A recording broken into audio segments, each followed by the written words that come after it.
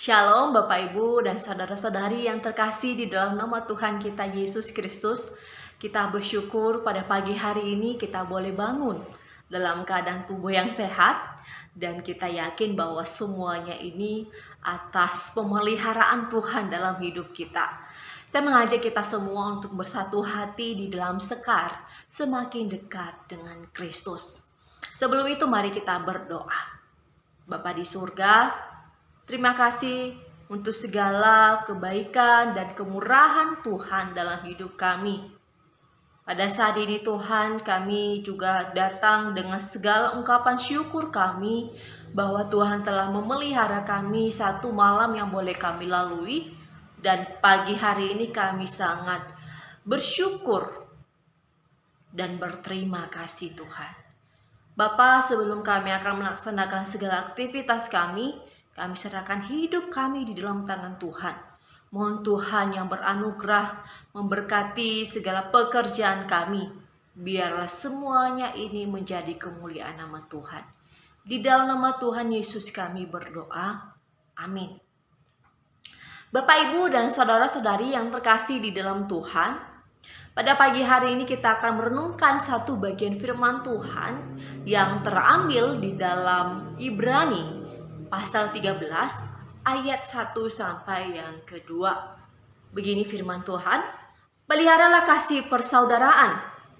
Jangan kamu lupa memberi tumpangan kepada orang, sebab dengan berbuat demikian, beberapa orang dengan tidak diketahuinya telah menjamu malaikat-malaikat. Bapak Ibu yang terkasih di dalam Tuhan, wujud dari iman tidak hanya dilihat dari hal-hal yang keluar dari lahiriah saja. Dari kesalehan, dari ketekunannya mengikut Tuhan, dari ketekunannya meyakini bahwa ia adalah seorang murid Kristus. Tetapi wujud dari iman, kasih dari seorang yang percaya kepada Tuhan itu dilihat dari kehidupan sehari-harinya. Bagaimana praktik hari-hari itu, sehari-hari itu bisa menjadi berkat bagi keluarga dan bagi orang-orang yang di sekitarnya. Orang Kristen bisa saja menyatakan dia adalah orang Kristen yang sudah percaya kepada Tuhan. Tetapi dengan label yang telah diberikan itu, apakah dia benar-benar meyakini, mengimani, dan melaksanakan label itu dalam kehidupan sehari-hari?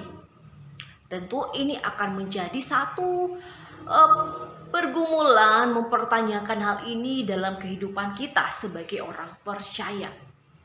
Salah seorang tokoh yang berpengaruh pada masanya adalah Nelson Mandela.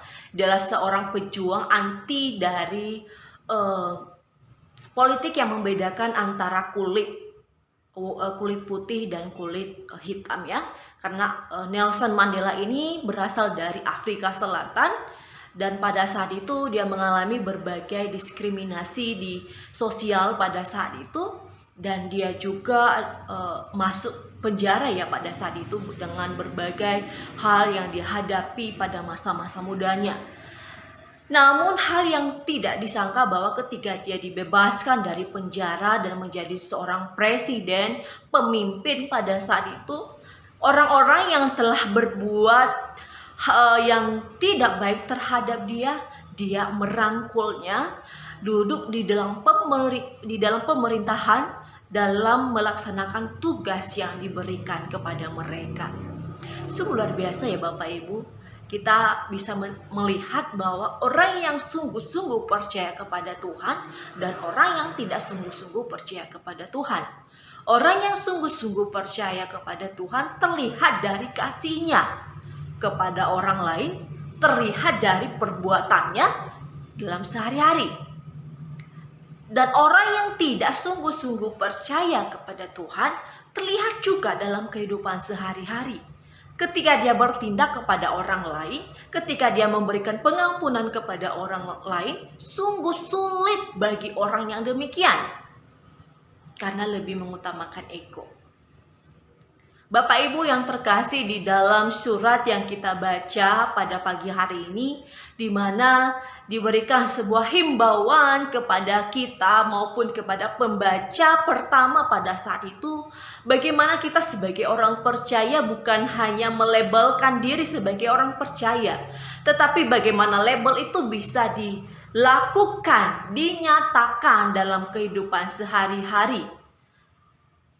Di dalam Ibrani ini juga mengingatkan bahwa Kristus yang sudah mati di kayu salib dan mengharapkan umat kepunyaannya terus menerus menyatakan memelihara akan kasih itu.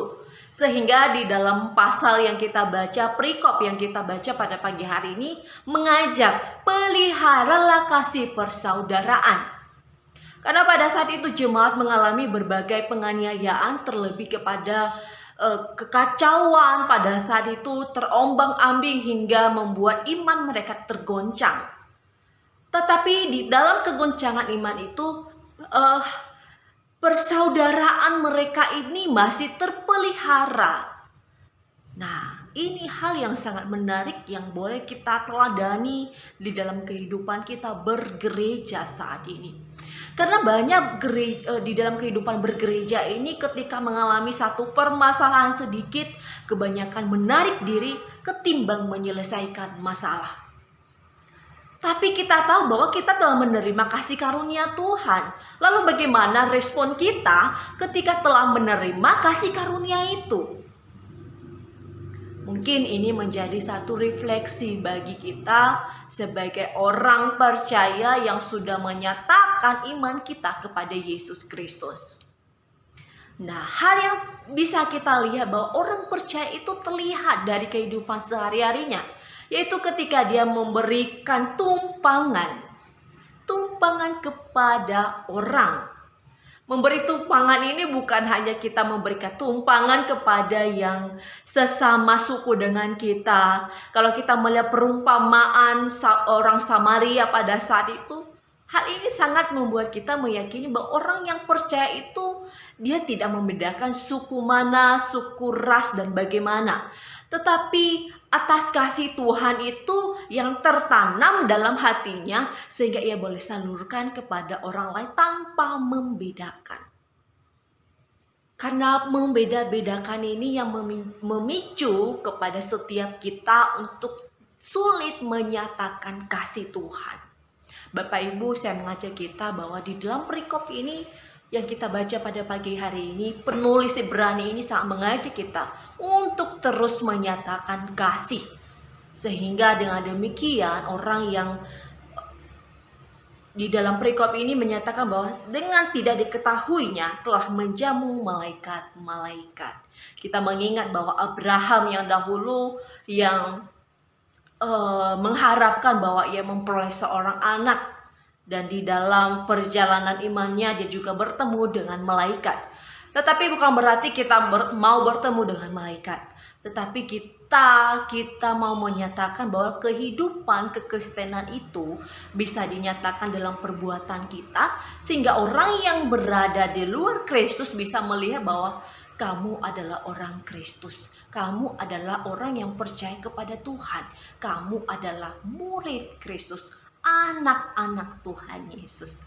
Tidak lagi dikatakan hanya Kristen KTP, tetapi memang kita adalah Kristen, pengikut Kristus yang sejati.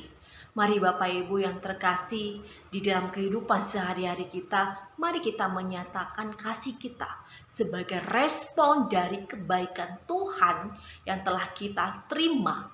Karena pengorbanan Tuhan di atas kayu salib ini kita melihat bahwa kita tidak mampu membayar kasih Tuhan itu. Tapi kita bisa menyatakan kebaikan-kebaikan itu sebagai bentuk dari respon dan ungkapan syukur kita atas segala kebaikan Tuhan dalam kehidupan kita. Jadi Bapak Ibu yang terkasih di dalam Tuhan, hal apa yang boleh kita lakukan sepanjang hari ini yang bisa menyenangkan hati Tuhan sebagai wujud dari kasih yang telah kita terima? Mari kita berdoa. Bapa di surga, terima kasih untuk firman-Mu yang boleh menguatkan kami sekali lagi bahwa kasih Tuhan tiada duanya dari apa yang telah kami terima di dalam dunia. Kasih Tuhan tidak pernah mengecewakan, kasih Tuhan ya dan amin, ketimbang dengan kasih kepada dunia. Tapi kami percaya bahwa setelah kami menerima Kristus, bahwa kasih itu telah kami alami. Biarlah kehidupan kami menjadi alat bagi Tuhan, menjadi alat bagi Tuhan di tengah-tengah dunia untuk menyatakan kasih kepada sesama kami, kepada keluarga kami, bahkan kepada orang-orang yang ada di sekitar kami. Berkatilah kehidupan kami sepanjang hari ini Tuhan. Di dalam nama Tuhan Yesus kami berdoa. Amin.